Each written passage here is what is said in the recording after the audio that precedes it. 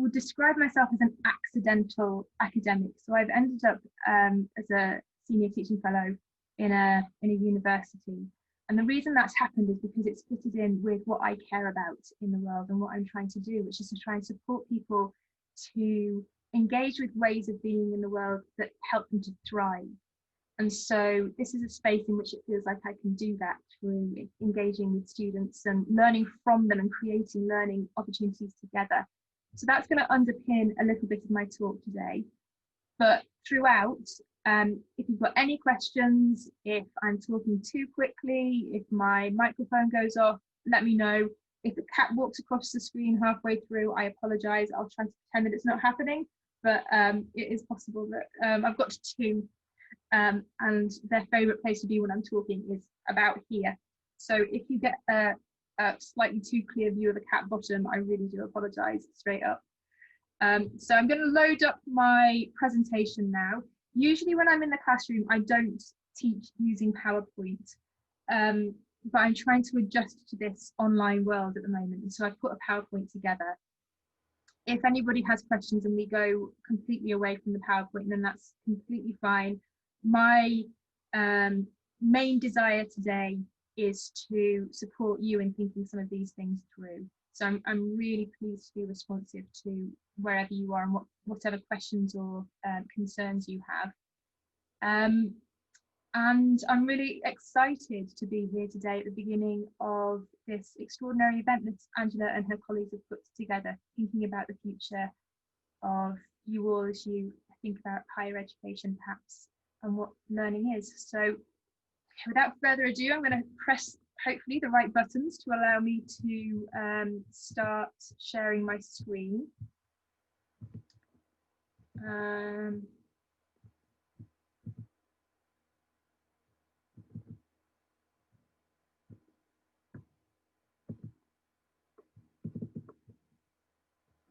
So I'm hoping I haven't accidentally put timings on this, but we'll, oh, maybe I have. This may be a little bit flicky, but we'll work with it. So the purpose of today is to ask some questions about what is education for. It might feel obvious to you. If it does, I'm really interested to know what feels really clear to you, because it's a question that I find really interesting. It underpins one of the modules that I teach, which is called Reinventing Education. And in that, we all get together, students and staff alike, and we ask really challenging questions of what education is for at the moment as it's taught, both in the UK and more widely, and what it could be for, what we want it to be for. And so that thinking underpins a little bit of what I'm talking about today. But first, I would like you, if you would kindly do so, to get ready to write some notes in the chat, because I've got a question for you. I knew I'd done that. I've gone too far. How do you define success? So could you please just write in the chat bar, how do you define success? How do you know when something's successful? What is success? How do you define it?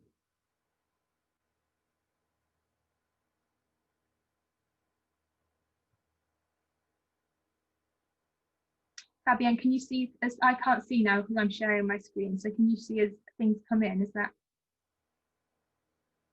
Oh, you're muted. No, that's all right.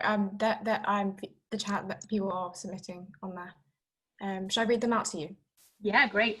Okay, so we've got how do you define success? Perseverance despite obstruction. How do you define success? Reaching personal targets. When you feel healthy in your mind and body. Meeting your own personal aspirations throughout your life. Coming from within, intrinsically.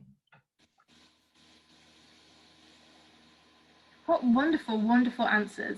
That's really wonderful. And you kind of foreshadowed a lot of what I was hoping to talk about the importance of how we think about what success is in terms of ourselves and our own goals, rather than being driven by perhaps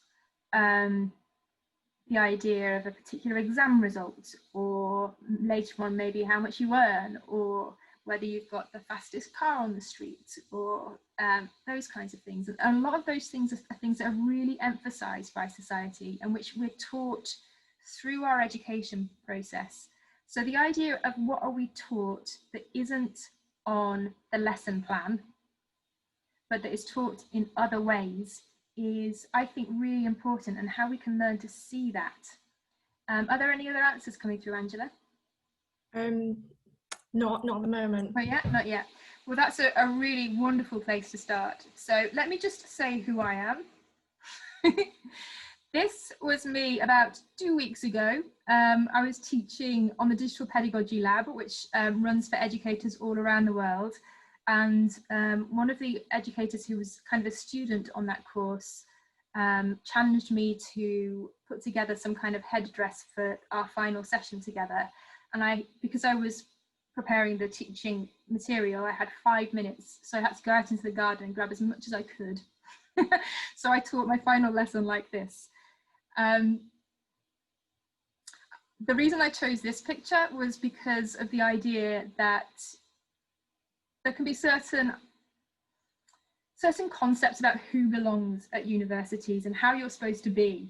And this picture for me represents me being in my most enjoyable other part of myself that people might not expect to exist within a serious institution of learning.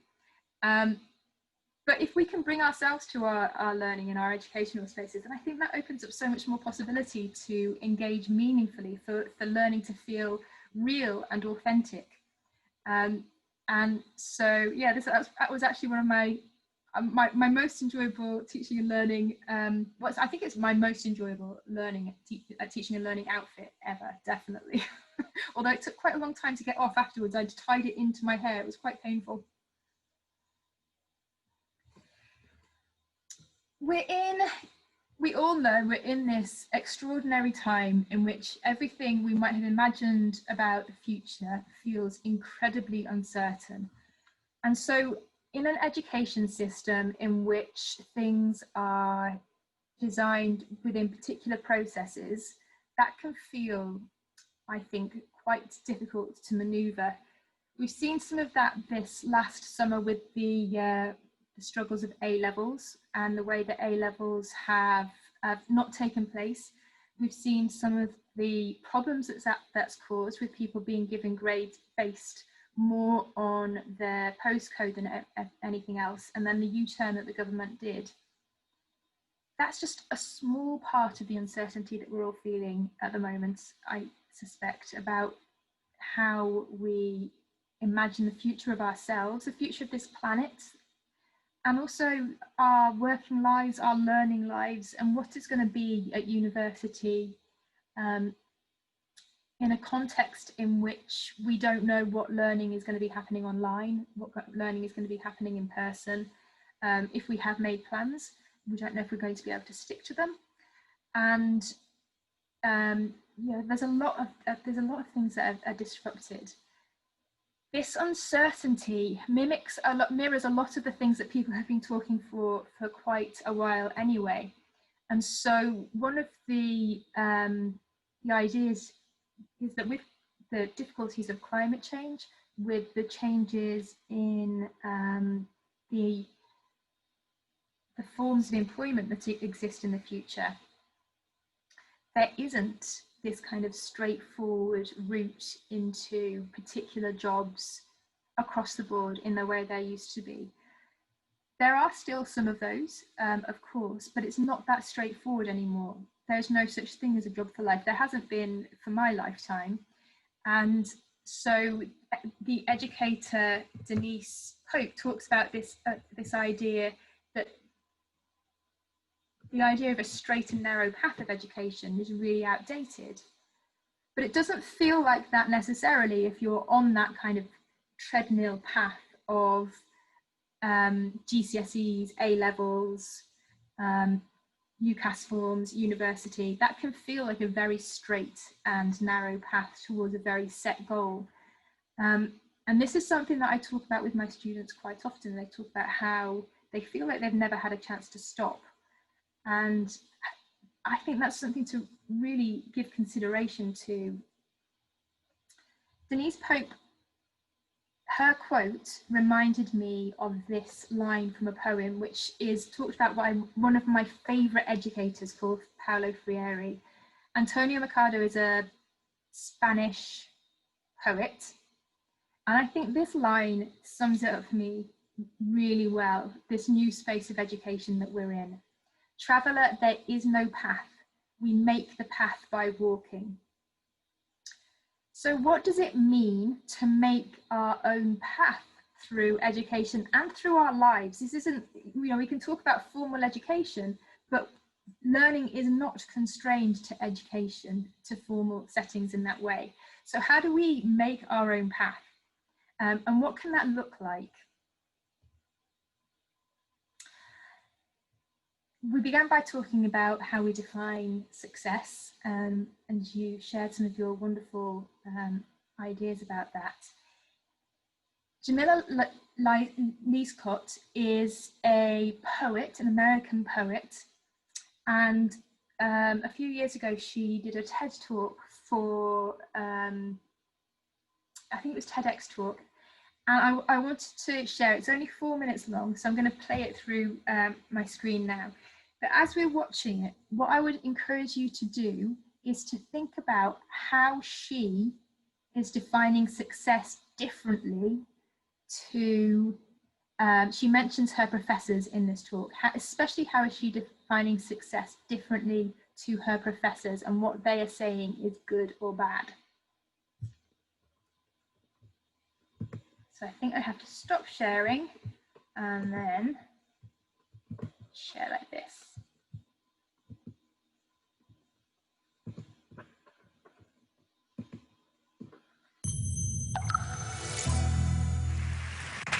Today, a baffled lady observed the shell where my soul dwells and announced that I'm articulate. Which means that when it comes to enunciation and diction, I don't even think of it because I'm articulate. So when my professor asks a question and my answer is tainted with the connotation of urbanized suggestion, there's no misdirected intention. Pay attention because I'm articulate. So when my father asks, what kind of thing is this? My articulate answer never goes amiss. I say, Father, this is the impending problem at hand, and when I'm on the block, I switch it up just because I can. So when my boy says, what's good with you, son? I say, I just fall out with them people, but I done. And sometimes in class, I might pause the intellectual sound and flow to ask, yo, why these books never be about my peoples? Yes, I have decided to treat all three of my languages as equal because I'm articulate. But who controls articulation? Because the English language is a multifaceted oration subject to indefinite transformation. Now you may think that it is ignorant to speak broken English, but I'm here to tell you that even articulate Americans sound foolish to the British. So when my professor comes on the block and says hello, I stop him and say, no, you're being inarticulate. The proper way is to say what's good. Now, you may think that's too hood. That's not cool. But I'm here to tell you that even our language has rules. So when mommy mocks me and says, y'all be mad going to the store, I say, mommy, no, that sentence is not following the law. Never does the word mad go before a present participle. That's simply the principle of this English. If I had the vocal capacity, I would sing this from every mountaintop, every suburbia, and every hood, because the only God of language is the one recorded in the Genesis of this world, saying it is good, so I may not always come before you with excellency of speech, but do not judge me by my language and assume that I'm too ignorant to teach, because I speak 3 tongues, one for each, home, school, and friends. I'm a trilingual orator. Sometimes I'm consistent with my language now and switch it up so I don't bore later. Sometimes I fight back 2 tongues while I use the other one in the classroom, and when I mistakenly mix them up, I feel crazy like I'm cooking in the bathroom. I know that I had to borrow your language because mine was stolen. But you can't expect me to speak your history wholly while mine is broken. These words are spoken by someone who is simply fed up with the Eurocentric ideals of this season. And the reason I speak a composite version of your language is because mine was raped away along with my history. I speak broken English so the profusing gashes can remind us that our current state is not a mystery. I'm so tired of the negative images that are driving my people mad. So unless you've seen it rob a bank, stop calling my hair bad. I'm so sick of this nonsensical racial disparity, so don't call it good unless your hair is known for donating to charity as much as has been raped away from our people. How can you expect me to treat their imprint on your language as anything less than equal? Let there be no confusion. Let there be no hesitation. This is not a promotion of ignorance. This is a linguistic celebration. That's why I put trilingual on my last job application. I can help to diversify your consumer market is all I wanted them to know. When they call me for the interview, I'll be more than happy to show that I can say what's good, what's agwan, and of course, hello. Because I'm articulate. Thank you.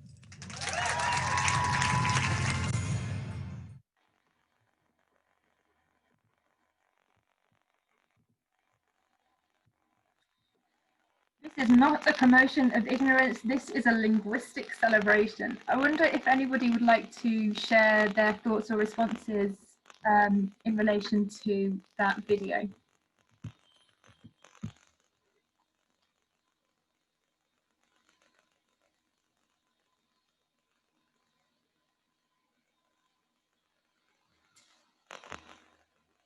It gives me goosebumps every time I've watched it. I watched it 3 times today in preparation for this talk, and I still got goosebumps watching it just now.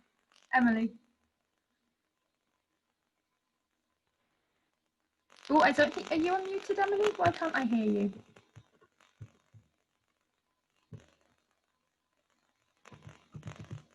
Emily, Emily, you shouldn't be muted, but we can't seem to hear you in the main channel.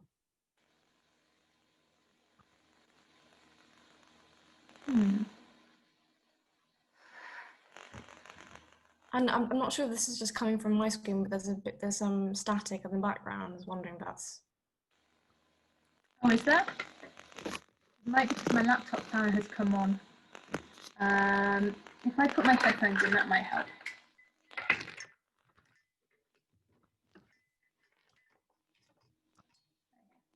Sorry about that.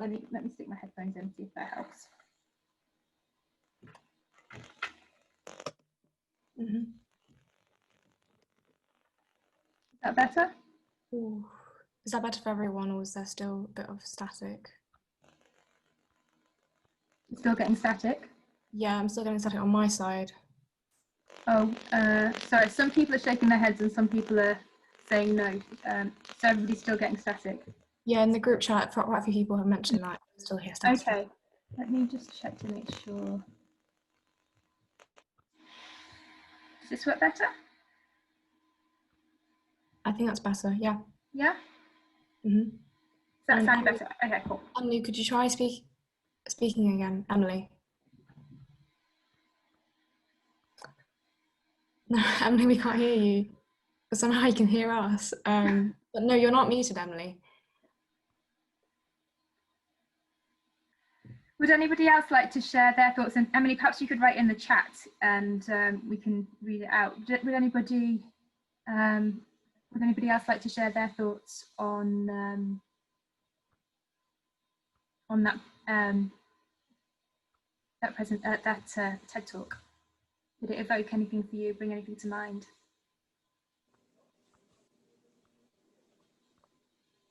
Oh, I think we can hear you now, Emily.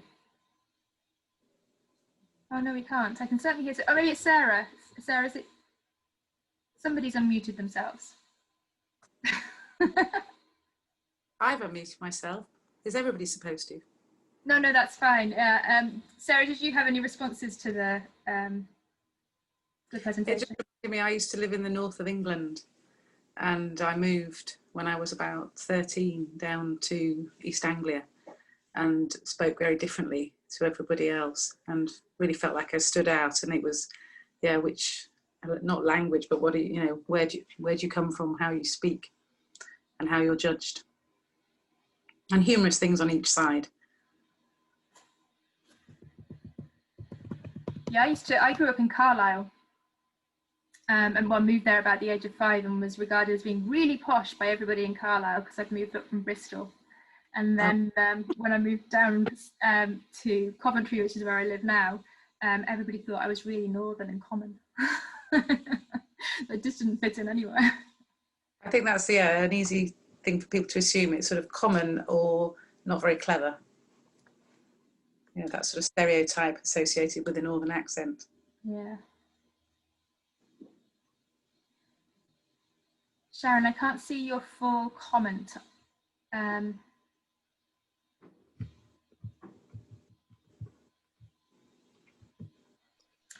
Yeah, I love the poem, but I worry that telling people it's not okay to have standard English does people a disservice, as people are inevitably judged on things like MLE.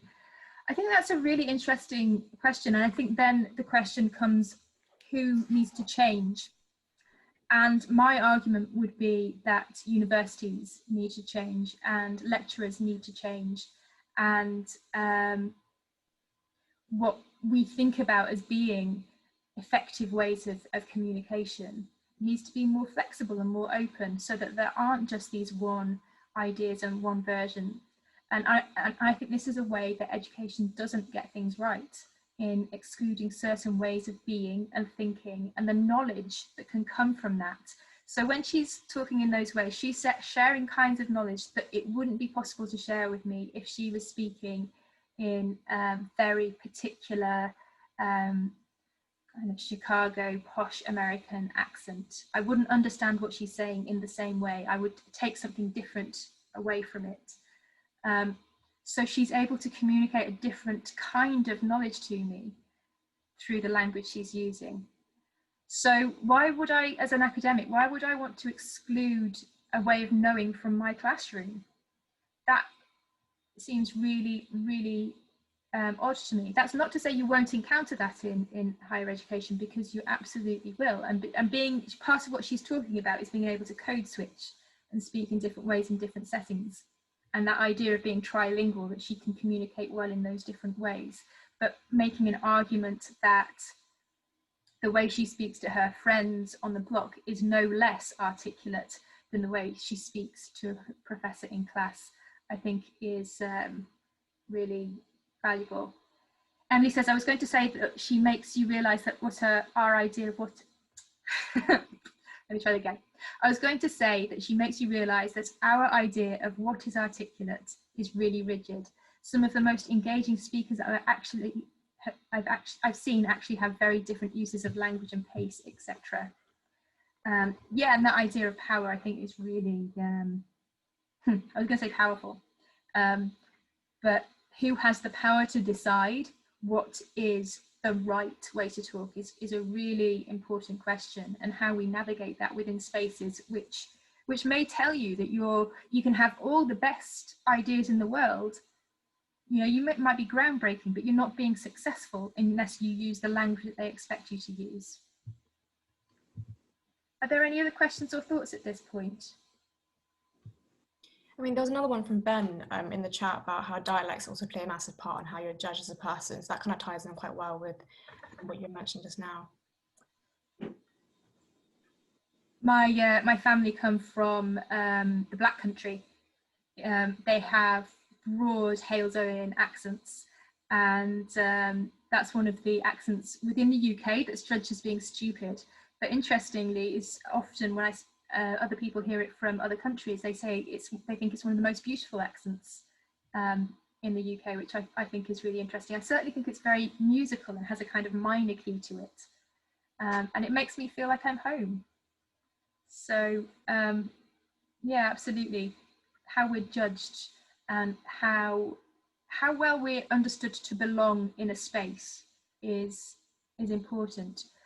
There's an academic called Brené Brown who talks about the difference between belonging and fitting in. And she says, if we can feel like we belong in a space, it feels like we can bring our whole selves to that space and we don't have to hide anything. But if we feel like we're just fitting in, then we feel like we have to kind of put on a front and pretend that we're someone we're not. And this is my aspirations, that we can create educational spaces in which everybody, regardless of their background, their accent, the colour of their skin, their wealth, whatever it is, everybody can feel like they belong and not that they have to pretend to fit in.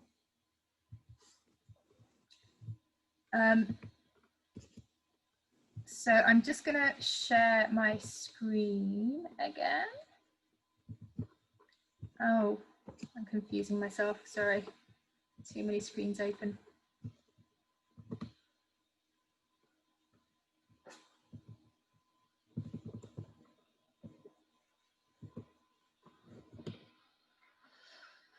So,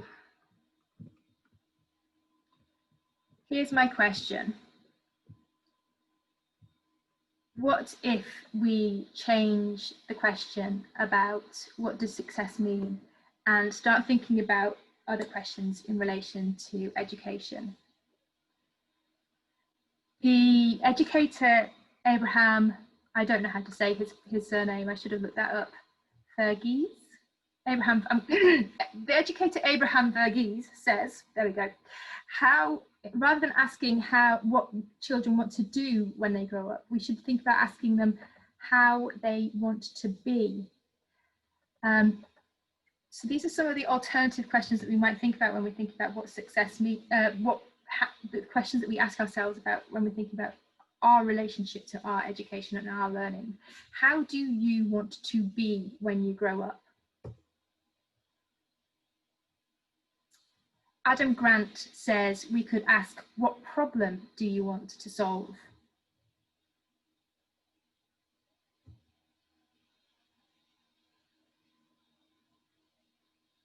Others have suggested that we can ask ourselves, what change do you want to make?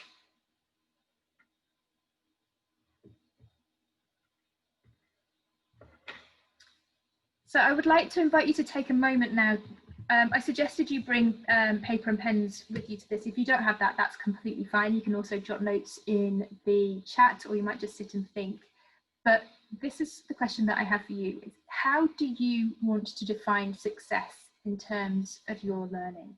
So I'm just going to give you a couple of minutes to sit down, get your pen and paper if you've got it, and just consider this.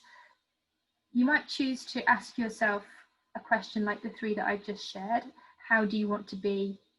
What problem do you want to solve? Or what do you want to change? If one of those speaks to you, that might be the question that you write down for yourself.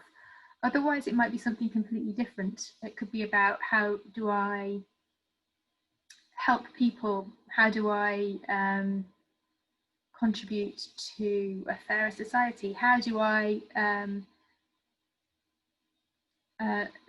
learn what my gifts are and how I can use them for good in the world? That's a definition of what education should be by Robin Wall Kimmerer. She says that the purpose of education is to learn what our gifts are and how to use them for good in the world. So I'm just going to give you a couple of moments to think about that.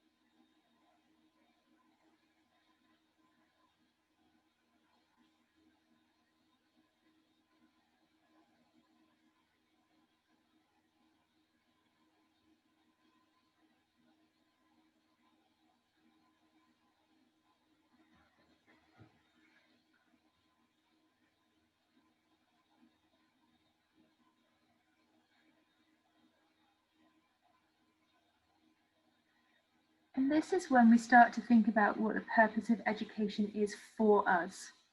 So the Office for Students might talk a lot about employability and the importance of getting a job at the end, and I'm not undermining the importance of that. We need to eat, and many of us want to find work that we find meaningful, and that allows us to have the lives that we want to live. But if we approach this in terms of asking ourselves, how do you want to define success? What would that mean? And then the follow-on question from that is, what do you need to learn to make that happen?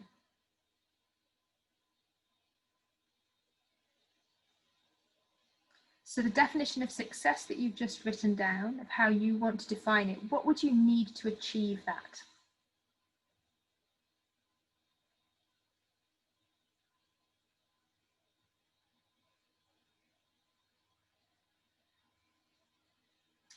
It might be that you need a top mark, or you need to get into a specific university or a specific course, but it might be that it's much, much wider than that for you, that actually a lot of the learning that you might need to achieve the success as you want to define it can come from other places, in other spaces. And it's not all something that's going to be given to you by a teacher who's sitting at the front of the room, but perhaps it's going to come from conversations with other people in the class. Perhaps it's going to come from joining a sports group and learning about teamwork in that kind of environment. Perhaps it's going to come from volunteering. The learning that we do is so much wider than the stuff that I as a teacher might say at the front of the room to you. And in the best learning spaces, we make understanding together. We build an understanding that comes from each other.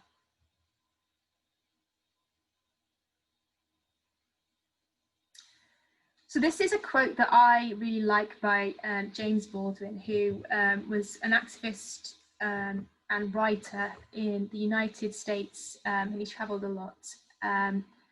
And this for me is really important as a definition in regards to the question of what education is for. You might have a different definition to this, but this sits really closely to what I believe education is for.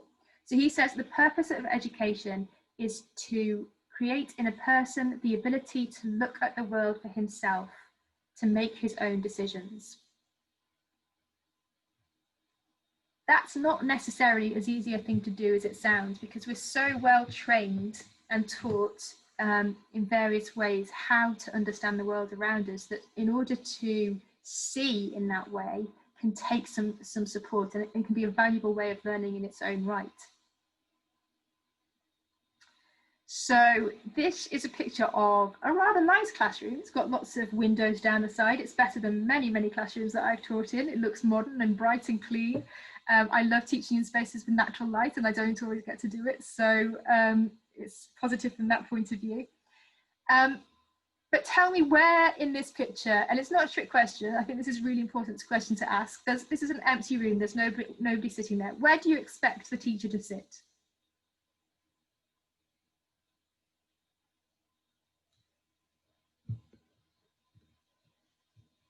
I'm on full screen, so I can't see the chat at the moment. I mean, the general consensus on the chat is that at the front, where the chair and the table are. So you'd expect me, for example, to be sat there facing the rest of the room. Where would you expect to sit in this space?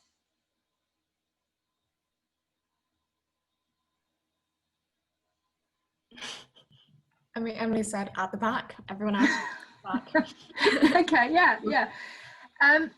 So as a room layout, this is already teaching us something about the nature of knowledge and what our own relationship to it is. So if you're sitting there in the rows and I'm sitting there as the teacher, the suggestion is that there's only one route by which the knowledge is traveling. It's traveling from me as the oracle forward to you, who are sitting there to receive it passively and to accept what you're being told by me, because I'm so wise and so knowledgeable that there's no question that I know best about everything and about what you need to know. Sometimes I do have certain kinds of expertise, but then so does everybody else. And this this kind of layout implies that knowledge is something that I can give to you, but that I won't receive back from you, that you can learn from me, but I can't learn from you. So even in the layout of the room, we're being taught things about our place, about the nature of knowledge and about the nature of education, which we then, it gets really deep inside us, and we start to enact that ourselves. So I've had many times I've had students who come and spoken to me and said, can you tell me what the answer is for this? And I've said, well, there isn't an answer, we have to work it out together, what we believe. And so I very rarely teach in spaces that are in rows like this, although I might have to this coming year because of the constrictions around the room layout because of COVID, which is going to be interesting, because it teaches us something. Now imagine if you walk into class after class after class and they're like this, but sitting at the front is a white man. What are you being taught about where knowledge comes from?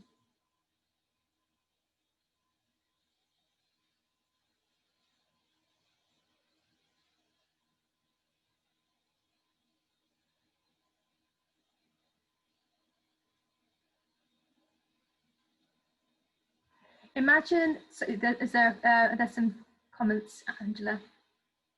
Sorry. Yeah, we've had a comment on that patriarchy, and that white men are the most important. If they're sitting at the front, that's their placement would indicate that they are the most important.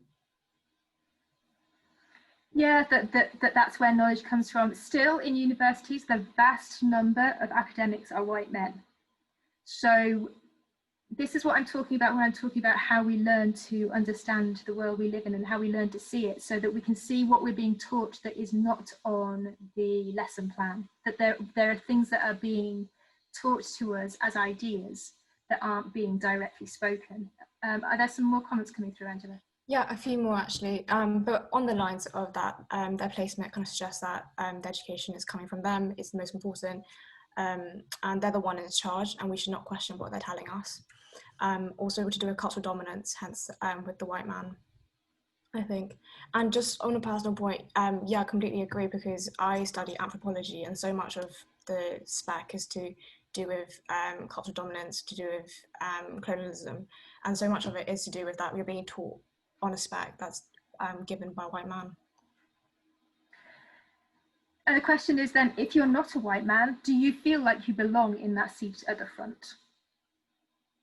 What are you being taught about your place in this space if you do not match that as a, if you don't exist in this world in the body of a white man? And that's not to say there's no place for white men in academia, just to acknowledge that at the moment there is a lot of place for white men in academia and not much for other people, and to ask questions about how we can learn to see those things and to make change if that feels right. And one of the things that I think we can do to make change is to think about what we're being taught about ourselves and what our own place is and whether we belong in that chair. And perhaps even then, if we do make it to that chair, like I kind of accidentally have, is to say, right, this is not how we're going to have the layout. Let's sit in a circle. Let's think about the power dynamics here. Let's think about how we can do this differently.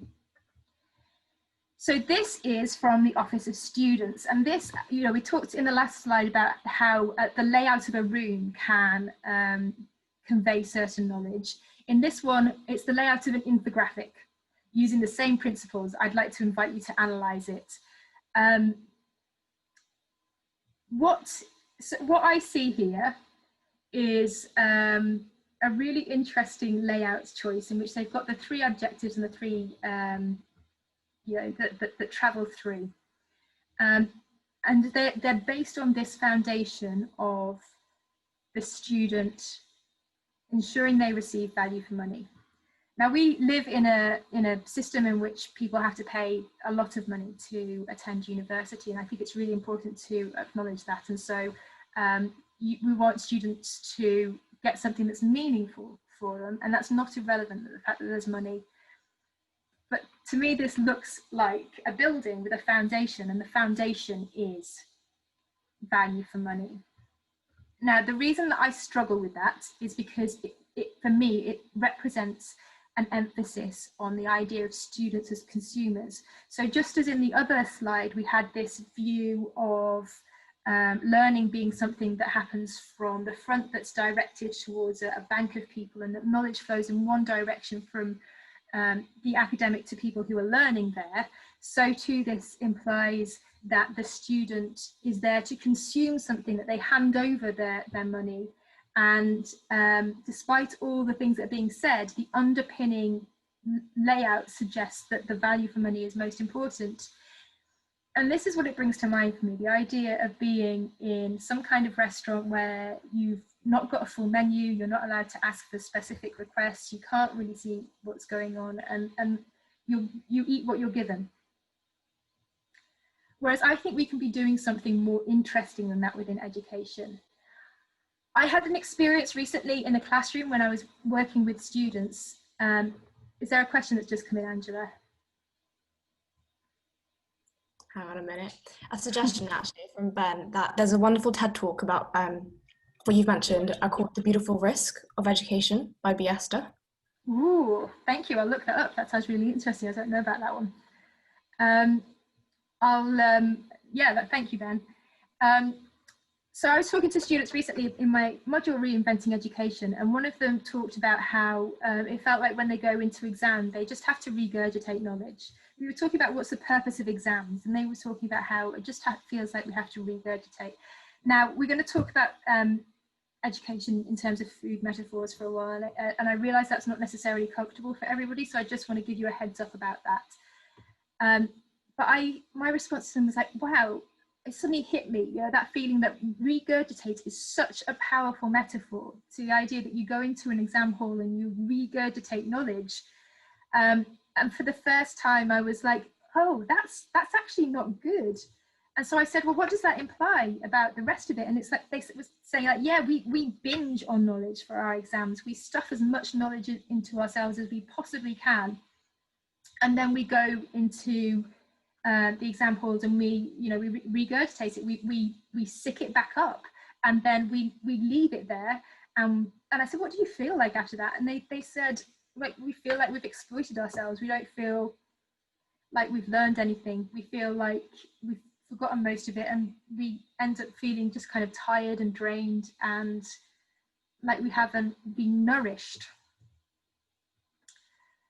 It also made me think about, you know, that makes a lot of sense as to why I find marking so unenjoyable, because I'm marking vomit. So unenjoyable. It's not something that teachers usually like to do. What if, instead of thinking of students as consumers, we thought of students and teachers as being cooks? What if we thought about ourselves as learning to deal with the raw ingredients and make something beautiful together that we can share and eat and nourish ourselves with? What if, instead of thinking of knowledge as something that we have to stuff into ourselves as fast as possible, we thought about learning as something in which we take the constituent parts and bring them together to create something nourishing? Is there a comment, Angela? Mm-hmm. On the same lines, is just Ben's made a suggestion that that students now tend to feel as though it's a bit all of a memory test in exams, rather than actually learning content and enjoying it, but constantly being assessed on the knowledge that they've been taught. So kind of go on that thing about regurgitating and marking vomit, because essentially it is what you've crammed into your mind. And A-levels was a lot of cramming of information. I wonder if any of you have a sense of what it would be like what would a learning experience be like for you that felt more like what you see on the screen right now, in terms of beautiful ingredients that you can work with other people to learn how to create a beautiful, nourishing dish? What kind of education would that be?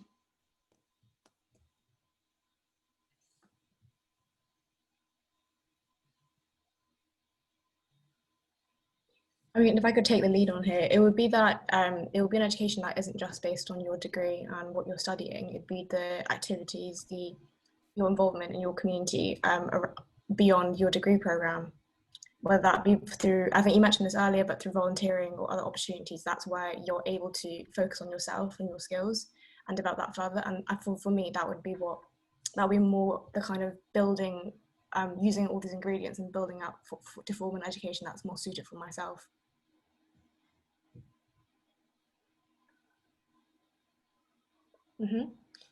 We've had another suggestion in the chat.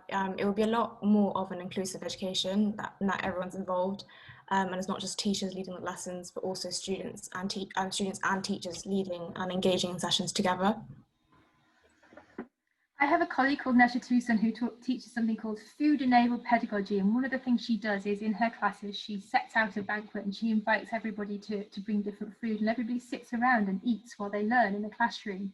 And it's the best experience because you get to hear about people's stories of home, why people have chosen particular dishes, and the whole learning experience shifts to being something that's about relationship and developing together. And I find that really inspiring to see, and that's what I would like to see education as being, is a kind of a bring and share kind of meal where you're sharing recipes and tips and ingredients and stories about where your knowledge has come from.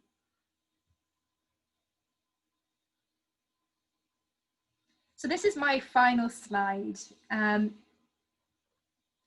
this is where I kind of want to leave you with a question. We've asked a lot of what if questions today, and that's one of my favorite ways of thinking about how things can be different. That you ask kind of playful questions around, well, what if we did this and what if we did that? And this is my final question for you, really, in this regard. What is education for you? How are you going? I've blocked it off the screen, so I'm just speaking this slowly. How are you going to create the learning you need to make the life that you want to live, whatever that means for you? If there are any questions or thoughts or challenges or anything that you want to argue with me about or anything like that, I'm really, really happy to. I would love to learn from you in this regard. I think we've got about 6 minutes left together. I'll just quickly go through the, because in regards to your previous question, there's been a few discussions going on in the chat. And I mean, there's, from Emily, education, what kind of education do you want? It'll be an education that isn't based on constant, speedy knowledge growth. Some growth will be slow, and that education should also include how to set your own boundaries and know when to rest. Another one from Sarah, education that's more collaborative, that reflects the world of work. And then finally, one from Sharon, education that's a realization that learning is not something that just finishes after your degree. Learning is lifelong, and that education would be a way of learning how to learn. I want to start a school with you all. Let's make this happen.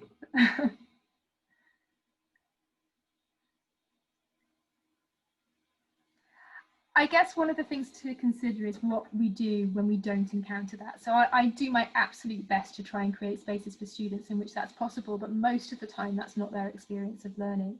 And so how students can support each other in finding those spaces and in asking those questions feels really important as well.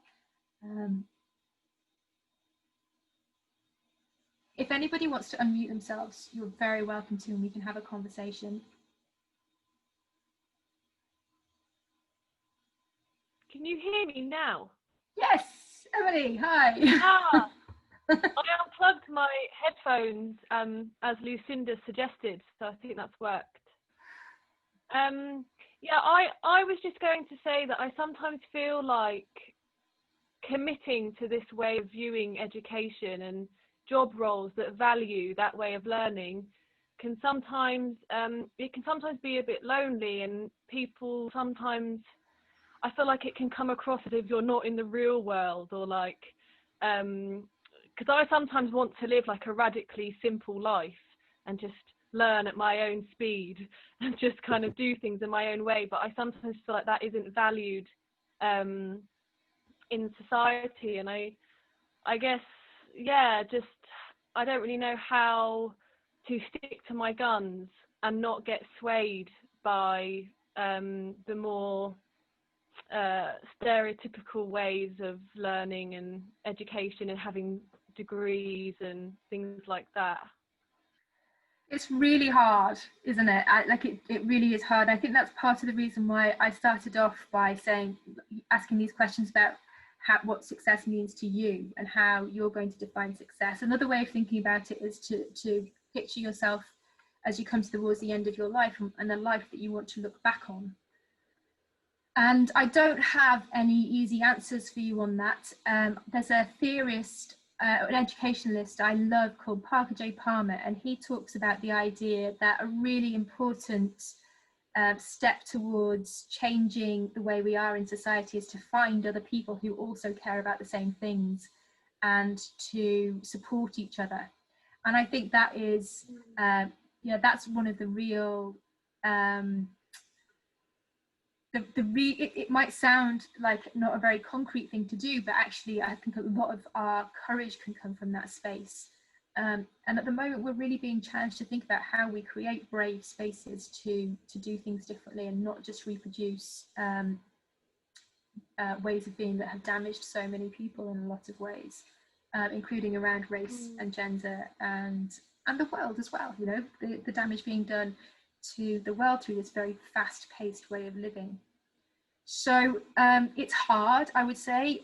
For me, it involves making new decisions multiple times a day to try and live in ways that are countercultural and go in different, respond differently than the expectations, to not chase promotion and to not, not be guided by certain things. But the reason that I can do that is because I work really hard to have friends who can support me in that, and that's really valuable to me. So one of the things I have above my desk is a sign that says, from a friend who wrote me a message, and I printed it out. So it says something like, you are a human being, and being a human being in this process is not what it's about. So what you're doing is radical. And so I've got that to help me be braver in those moments. But it's hard. It is hard, and it's okay if you don't do it in the way that you're wanting to sometimes. And from our failures come our deepest learning sometimes. Thank you.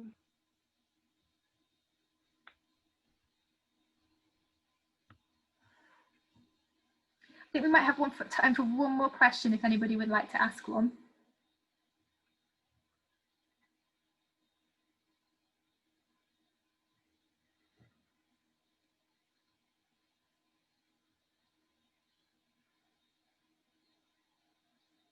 Well, thank you so much for inviting me to be here today. If anybody would like to get in touch with me, if you just Google my name, you'll find my page on University of Warwick, and you can send me an email. But I really do wish you all the very best, and I hope that today might have given you some questions to carry forward with you as for the rest of this this event. I know I haven't offered any answers, but there are a lot of power in questions, and so I hope that you've had a chance to think about what some of these questions mean for you. And yeah, so I'll just wrap up briefly. Thank you everyone for joining us. I hope you all enjoyed the talk by Naomi, and that has been useful to you. I know personally as a student, this has been very enlightening for me. And that is for now. And if you've enjoyed this, obviously if you're a student, we do have sessions running over the course of this week. This is an event series called I'm Preparing for University, which is designed, we've designed a program of webinars, Q&As and panel discussions to kind of help students prepare for university. Whether you're starting university yourself, or you've got friends who are, or know people who are, this is a brilliant event program which should be of great interest to them. And please do look out on our website for more details and signing up using the links there.